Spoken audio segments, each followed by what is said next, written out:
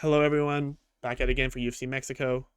This time we will be doing the whole card, starting with the early prelims, ending in the main event. So if you potentially don't want to see this and you would rather just watch the main events, go like probably to a 20-minute part in the video and you'll probably be at like the main card. I intended to do a video last week, but I got lazy because this has been my worst run of picks ever, and it's like, oh my gosh, why am I telling people online who to pick or bet on when I don't know what the fuck I'm doing? And then I looked last weekend, and MMA Guru did so bad. Everyone was getting smoked on their picks, and I did okay. And I was like, you know what? Let's come back at it. UFC London was a disappointment. I thought Leon Edwards, if he cared, I think he could have done better than he did, but he didn't give a fuck. Mick Parkin got robbed. I think Jai Herbert probably should have got the decision, especially in the UK. This time we're in Mexico. Let's hope, based on my predictions, that the Mexican fighters do better. Um, so yeah, starting with Markel Medeiros and Austin Hubbard. The Q is capitalized everywhere I've seen, so we're just gonna keep it like that. Markel Medeiros, pretty decent striker. He has some grappling, some wrestling, but it's not good. And he's fighting Austin Hubbard. He was on the same tough season as like Kurt Holloway and Conor McGregor and them. Yeah, of course, Kurt Holloway before Conor McGregor, the real shit. Hubbard is kind of like a come forward, like MMA base kind of American fighter that you see. You know, the guys who have like some boxing, some decent wrestling, but they're not particularly talented everywhere and they're gritty. Markel Medeiros for this fight is my pick. He has bad wrestling. I don't love it, but this fight's going to be a stand-up fight and his striking can be pretty clean. Austin Hubbard, he's 33, ugly record. I don't like to see it. He got subbed by Holloway. He got outstruck by Alexander Hernandez. I think those are bad indicators for you. I think Markel can probably just outstrike him, probably win an like a close decision in Mexico. I'm not very opinionated because I was like hearing that Medeiros was a pretty good striker, so I was watching the tape on him and I was very unenthused. Like it was like he kept trying to shoot these takedowns on Quinones and it was like fucking abysmal. The odds are pretty wide on this fight. Like the value's probably on Hubbard because Hubbard will probably make this a very close fight. But that's my breakdown for this one. Let's see. There we go. Jamal Emmers versus Gabriel Miranda. Jamal Emmers, he has some wrestling. He's pretty quick, got good hands, but he's also pretty weak. Like his chin's not great. He can get caught. That's what happened with Nate Landwehr, where he would look like he was gonna get Nate Landwehr out of there like super quickly, and then he just kind of got caught the Nate train, and he didn't know when to get off.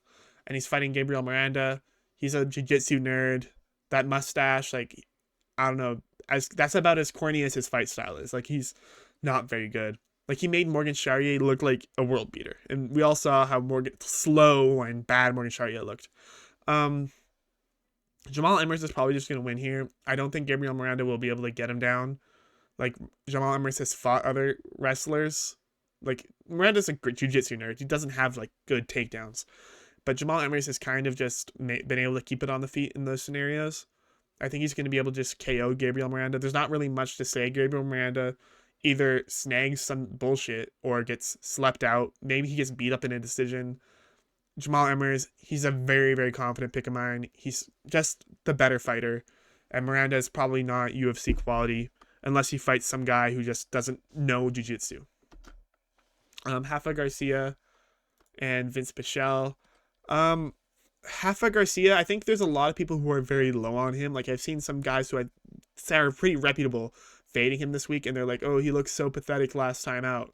Last time out, he was grappling with Grant Dawson. Grant Dawson, realistically, is the closest thing we have to an American Dagestani we've ever seen. So I find it a bit ridiculous that that's the standard we're holding him to. And he's fighting Vince Pichel. Vince Pichel is a Don Fry impersonator. If you look at him, he's actually very good. He could have been something, but he just was inactive, and then he got old. You can see there. I know the graphics a little fucked up. I was noticed that I made some mistakes really late, and I was like, I'm not going back and changing everything. But he's 42. That's too fucking old at lightweight. It gets like Gabriel Bonfirm. He had like nothing for him, and Gabriel Bonfirm is pretty good, but to have like absolutely nothing is difficult. and he's just not been active. And Rafael Garcia, he's not high level by like any means. However, in a fight like this, he should just be able to outstrike, outgrapple, be the younger guy over Vince Pichel. But at minus 450 at some books, like minus 500 right now, it might be a little too wide when you consider the fact that Vince Pichel, he's not a bad fighter. But Rafa Garcia, he has to be your pick for this fight. Okay, Lupita Godinez versus Julia Pilastri. A lot of people right now are just like picking the dogs who's been the year of the dog. And so I've seen actually some people put their faith on Julia Pilastri, which is a bit ridiculous. Lupita Godinez is better everywhere. I don't think it's a debate. I know I'm talking about WMMA and I'm getting to the weeds of it, and people are gonna like, what's the point? But Lupita Godinez, she's got decent striking, she's got decent wrestling, and people are like underwhelmed with her recent performances. But if you look at her recent performances, she lost a close fight with Verena Jandiroba, who just easily subbed up on Amanda Lemos. Like, you can't hate on that. And then she went to a very close decision with Mackenzie Dern, which a lot of people argued that Lupita should have won. And so it's a bit ridiculous that people are talking about her like with Julia Pilastri, who, when she came in, she lost to Josephine Knudsen in a pretty close fight, but Josephine Knudsen then fought another female grappler, and she had like nothing for her. And so that's like not a good look when you're supposed to be the wrestler, and then you can't win any wrestling exchanges, and then that same girl goes out and gets smoked. And Corey McKenna, she beat her in a split decision, but Corey McKenna, if you remember the fight before that one against Jacqueline Amorim, she got like armbarred in like 2 seconds. So Julia Pilastri probably shouldn't even be in this spot. This is also in Mexico. At women's strawweight, when you're going to have a decision, do you want to have the hometown girl who's better at everything, or the Brazilian prospect who's been mid? Yeah, I'm going to pick Lupi Godinez. And in fact, I'm going to say this is a lock. Might be my most confident spot on the card, which is ridiculous. But now we have C-Rod versus Milky. I don't always feel like writing out everyone's full names, especially if they're Melquizel. Respectfully, I ain't got time for that. I'm a student. I'm tired. I'm doing this way too late at night. A lot of people are really high on Milky, but if you watch Milky's fight with like Andre Fili, it was like more so Andre Fili being shit than it was Milky being good, right? He also beat Shailen Nurdambike by a submission, but Shailen Nurdambike, he's not that special either. Like, he's not that great, and it was competitive to that moment, if I remember correctly. And he lost to Thiago Moises, but that's not a bad look in short notice. He lost to Steve Garcia, which he should be fighting for a ranking. And so people look at that and they think, oh, he just smoked Andre Fili, we got to pick him. And people are also like, C-Rod, I've gotten every C-Rod pick incorrectly every single time, because there's always an asterisk next to his fight, except for his last one. And his last one was unanimous, although there were some people who were talking about like, oh, went the wrong way. And I'm a Bashy bro. I follow him on Instagram, but he should have won the decision. And I think all of these fights that C-Rod is winning, Christian Rodriguez is winning, are all against like stubby cardio jiu-jitsu grappler nerds. And when you see that, it makes you go like, oh shit, now that he's against a tall guy, he's going to struggle, especially because in his losses, he lost to JSP, and Juliana Rosa by sub. But in the Juliana Rosa fight, he was beating Juliana Rosa up until the moment he got subbed.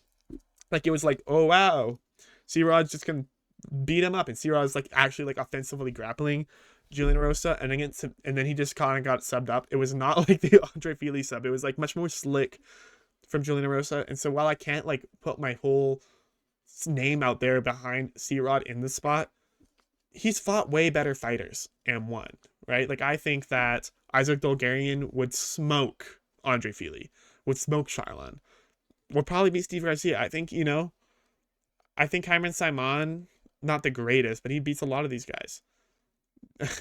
Austin Bashy, I think, is still a decent prospect. And I know people sometimes want to make a big deal of his size, but he was too big for bantamweight, and he looked so big against Austin Bashy. I think Kristen Rodriguez is just gonna be probably a better striker. We no concerns about his cardio. I don't think Milky Costa will be able to take it to the mat, and I think C-Rod is gonna be smart enough to keep it on the feet and just kind of beat him up. C-Rod, I want to be really confident in him, but every pick I've had on C-Rod has been wrong. Like every fight he's in, I get it incorrect. But I have to but I have to pick C-Rod here. Like I cannot not pick him. Like his comp he's beating is too good. And then you have Atiba Gautier versus Jose Medina. Atiba Gautier, when you have these fighters like him, who's like they got these freaky physiques and they're from Africa, you're a little worried about their skills because in Africa you're not getting in there with like the great BJJ gyms. You're not getting in there with like the sickest Muay Thai fighters, right? So sometimes you're worried about their skill development.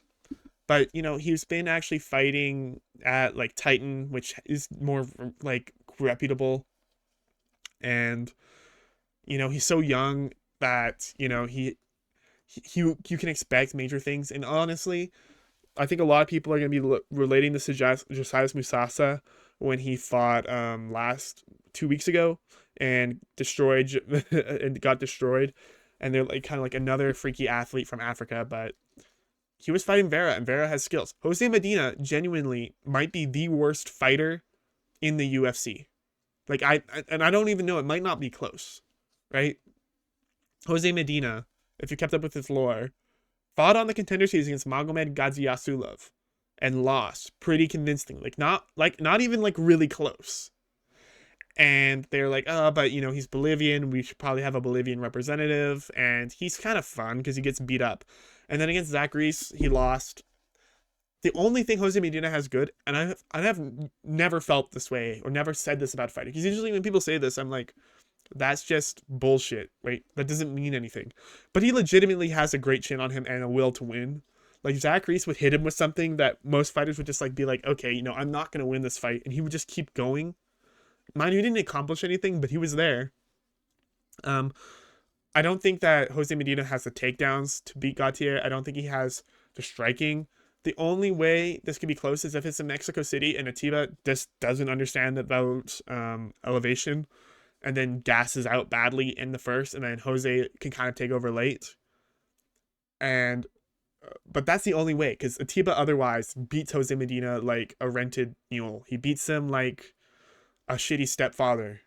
He beats him like Conor McGregor when he lost to Habib, right? He gets beat that badly. But the odds, they're a little too wide to justify betting on Gautier because there is that potential that he just might underestimate the conditioning requirements because he is also ridiculously big for middleweights. But he has to be your pick. If you pick Jose Medina, I think you're slow because Jose Medina hasn't done anything good. Like, he's not had a good look. He's never won in the UFC affiliated anything. His win before he got to the UFC was a split decision. Like, he honestly just doesn't belong here. The next fight, though, Edgar Chairez versus CJ Vergara. I feel bad for CJ Vergara because of his skill set in any other weight class. He would be like a pretty constant guy that would always be about 3-2 whenever. Would never leave the promotion until he's like 37. But he's at flyweight where the skill requirement is too big, and he's fighting against Edgar Chairez. Edgar Chairez, he's huge for the division. He has pretty great grappling. He has even good hands. He's got unorthodox striking. I think he destroys CJ Vergara. I think it might not be like a KO or anything, but Chairez should just be the better fighter. And even if it's a close fight, it's in Mexico. And Chairez is like very, very Mexican. CJ Vergara might normally got that pop. I don't know where his lineage is from, but Chairez is the better fighter. CJ Vergara got knocked out bad in his last one. He hasn't looked good in a while, and one of his last win was a year and a half ago to Vinicius Salvador, who is genuinely also a shit fighter. Chairez, he lost a close one to Joshua Van. He's lost to Tetsudo Taira. They both have a win over Daniel Lacerda, but Chairez has looked the better fighter. I'm very confident in Chairez, but the odds are a little wide when you consider the fact that I think there is an opportunity for CJ Vergara to just be lame. Maybe just hold some full guard, push him on the fence. That could happen, but I think Chairez will dominate him. Now, Lazy Boy versus Kevin Borjas. So, I'll tell you what's going on. A lot of the nerds, the people who are nerdier than me, like I'm breaking down all these fights, and I know this lore that most of y'all don't. But a lot of the nerds are like, well, Kevin Borjas, he's got good striking. Fucking ignore them. Look, Ronaldo Rodriguez isn't great, but he's got 2 million followers. He's like from Mexico. The UFC looked in the flyweight division and they said, fuck. Ronaldo Rodriguez is kind of a star. He's got more followers than like most like all the non-Russian champions. That's an incorrect fact. But you know what I mean? He's got a lot of followers. He's from Mexico. Who can he beat? Like they put him against Ode Osborne because they thought that Rodriguez had ridiculous grappling on him and that he would just be able to sub him up easy. And then Ode Osborne almost finished him. Even in his first fight against Bondar, he looked good and his grappling's good, but he got taken down so easily, so many times. And so they said, who can Ronaldo Rodriguez beat? And they came to a result of Kevin Borjas. Kevin Borjas, they've put him here to lose. The reason it's close in odds is because Ronaldo Rodriguez isn't good. Lazy Boy isn't that good. Like, he's not going to go that far against any flyweight that will really press him. He'll probably lose. He's got great grappling, but he doesn't like to use it. He wants to strike, but his striking is slow and bad. But Borjas might be worse. The pick is Ronaldo Rodriguez. I'm fairly confident here. I think that the UFC is looking at this fight and they're saying, how can we feed Rodriguez a win? Because they want to have him eventually get a shot at the rankings, and so they can put him on a big spot on either a pay-per-view or on another Mexico card. And this is a step to getting him another look. They found the bomb, the tomato can for him to beat. And here's Kevin Borjas. It's just how it is. Like, the UFC is trying to feed him. If the fight's close and it's flyweight, there might be a decision. Who do you want to have? Same thing with Loopy. If it goes to decision, do you want to have the fighter who's got the huge hometown base in Mexico or the other guy? I know who I want. David Martinez versus Simon Oliveira. This might be my most confident pick on the card. On the Contender Series, David Martinez, he has like the most fun striking style you'll see. I think he's even a doctor. His sister's in the UFC. Like she was the one who beat Alice Ardolian like a couple of months ago. He's super fast. Like he's like, I don't know, it's not like a karate striker, but you know what is? He's got like that like in and out, like super fast, decently hard hitting. On the Contender Series, he was fighting a pretty legit opponent. The opponent was trying to take him down at points, but David Martinez showed good enough takedown defense. Simon Oliveira, you look at David Martinez. Oh, I put him as 5'0", 5 feet tall. That is incorrect, but he might as well be. He's only 5'4". I don't think he's gonna be fast enough. I think David Martinez is probably gonna cold him. It's like super quickly. Since coming to the UFC, he's fought Tony Gravely and Daniel Marcos. The Daniel Marcos loss, you're like, oh, that's not bad. But he got KO'd by Daniel Marcos. That'd be like getting, I don't know. That'd be like getting subbed by Derek Lewis, right? Like Daniel Marcos, he's a decision merchant. He doesn't finish people. And so David Martinez should probably be here and easily beat Simon. He's also not fought in 2 years. This is a spot to make David Martinez a star. He's a legitimately fun striker with decent takedown defense and strength. He's smart. I'm glazing him. Like, Lucas Tracy's like, I don't know who the fuck David Martinez is. Well, guess what? This weekend, everyone's going to learn. He's going to be super exciting. People are going to start talking about him as a prospect at bantamweight, and I'm going to be like, no, I was there first. Raul Rosas now fights Vince Morales. You see my feelings in their names. Raul Rosas. Oh, I have his record right. I thought I had it wrong. Because I'm sorry, I was late with the graphics. Raul Rosas, he's ugly as fuck, but he's as ugly as he is good at fighting. He's good wrestling, good takedowns, decent jiu-jitsu. His striking, he can be heavy-handed. He's not 27. That is what I'm fucked up on. He's only 20.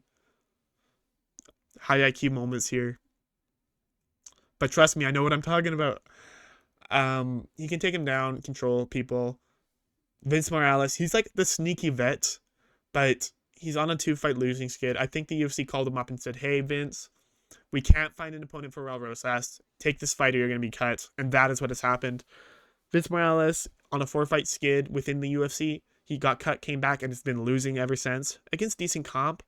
But Vince Morales has been known to be easily taken down. Like if you watch that Elijah Smith fight, he kind of got taken down at will. He has really nice, like sneaky, like veteran jiu-jitsu that he can like look for weird subs and shit, which can be scary for Raul Rosas. But Raul Rosas is good enough that I think he'll be able to stay safe and maybe even sell up Vince Morales. On the feet, Vince Morales could be scary, but I don't think he's gonna be on the feet. Like Raul Rosas, he doesn't fuck around. He's not here to like fool you. He's here to get a sub and leave. He's not here to fuck, he's not here to play the outside foot game. But I think it will probably go to a decision because Raul Rosas, like, I think he'll probably end up just holding him down and smudging him a bit because Vince Morales will be fighting off his back like he thinks he's Charles Oliveira. Now you have Kevin Gastelum versus Joe Pyfer. I'm going to preface this because I've not seen anyone talk about this. Kelvin Gastelum is his actual soup. When you hear him speak, he has an interpreter. You think it's like, is he ESL? No, he's like growing up in America. He's English first language, but his brain is so mush that he talks like this, and you can't really hear him, and he gets his words wrong, and he swears or what. Like, he talks like he's genuinely, like, challenged. I don't know how else to say it. Like, it should be a crime for him to fight. He's obviously not there. He's obviously, like, things are not connecting in his head. It's almost depressing. Like, you want to laugh at how he talks, but before you laugh, you want to cry because it's like, this guy should not be fighting. This should not be his career. And he's fighting Joe Body Bags Pyfer. Joe Pyfer, he's a weird guy because he's like insanely well-rounded and skilled. Like, stupidly heavy-hitting hands. He's big for the division, and he even competes in like competitive grappling. Like, Sean Brady and him are on the same team, and they both compete in the Philadelphia competitive grappling scene. Like, he does that on the side, and he can grapple. He's used it before, but he drops weird fights and he gasses out. My opinion here is I think Joe Pyfer wins. I'd probably say a decision because I think that Kelvin Gastelum, he's too stupid to get knocked out. He's too stupid to know when to stop. This fight was initially lined at like minus 500 Joe Pyfer, and that was a bit ridiculous because everyone was like, hey, wait, Kelvin Gastelum, he's going to bring that pace. He might try to shoot a takedown, and there's a potential that Joe Pyfer looks good early on and then just gets tired and in decision like 2-1. I think Joe Pyfer will be throwing heavy out the gate. He might knock Kelvin down. He might rock him, but I don't think Kelvin's going to go away. And I think that Joe Pyfer will probably easily win the first 2 rounds. And then probably in the 3rd round, Calvin will be stronger, but just won't be enough time.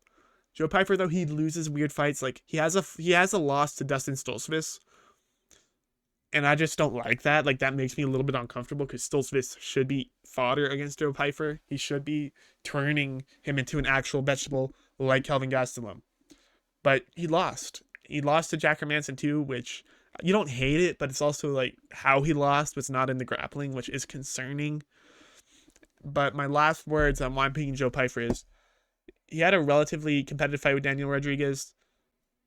And Daniel Rodriguez is like not the same Daniel Rodriguez, especially when you look into the account of that Kelvin Gastelum missed weight so bad because he was fat and stupid. You don't love that. His other recent win is Chris Curtis, which is actually pretty good. But Kelvin Gastelum is probably still around the level of a ranked fighter, but you just can't pick him because he's not 6'4". I forgot to change that. Whoops. He's 5'9". I'm sorry. I'd be getting lazy on here. Kelvin Gastelum, yeah. It's sad. He shouldn't be fighting. He should retire. He's got the fight brain of a 50-year-old fighter. He should be like as dumber than Vince. He should be like Vince Michelle should sound like Kelvin Gastelum and not the other way around. Yeah, he should it's honestly depressing. Next fight, Drew Dober versus Manuel Torres. So this is very interesting because Drew Dober This is the fight, obviously the fight where it's like the guy who's slowly falling off versus the impressive prospect. And what's happened with Manuel Torres is his wins, like at the time they were unimpressive, like Nicholas Moda and Chris Duncan. At the time, people were like, "Oh, you beat Chris Duncan and Moda. Who gives a fuck? Like they're bad." But then Moda has gone on to win the next two fights, even like KO Tom Nolan, who's a very good fighter in his own right. And then Chris Duncan, like even last weekend, we just saw him dominate Jordan Vucenic. Manuel Torres' wins have aged incredibly well. Even his loss to Ignacio Bahamondes, like he's ranked now. And yeah, it was one-sided, but shit, like like this seems like a spot for Manuel Torres. Drew Dober, you know, I've seen people give him props, but I think it's just he's got fans still.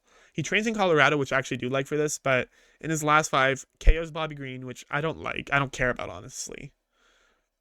Loses to Matt Frevola by KO, which I think has aged like milk. Beats Ricky Glenn. Who gives a fuck? Loses to Moicano one-sidedly. And against John Silva. I've seen people give him credit for the John Silva fight, where it's like, oh, he was still in there, man. Bro, John Silva fought 2 weeks prior, where he missed weight, to then go fight Drew Dober in Colorado. Drew Dober should have had every edge you could imagine possible going into that fight. And it was still like an easy John Silva win. Like it wasn't easy, but you know what I mean? It was clearly John Silva was the better fighter. Oh, Drew Dober's not 6 foot. He's 5'8". At some point, I just gave up on fucking changing the heights. I'm too lazy. I apologize. Manuel Torres, though, he should just be I think he'll win. I think his wins have aged so well. I know he lost badly to Ignacio, but I don't think Drew Dober's doing that. I think Drew Dober is just going to look a little old here. He's had so many fights. He's had over 40 fights. I think his conditioning would hold up. This fight is pretty close. I'm picking Manuel Torres, though, and I think Manuel Torres will probably, it's a sacrificial lamb moment here. Next fight. The main event. Hold on. Oh, I fucked up, y'all. Whoops. Man, y'all gotta...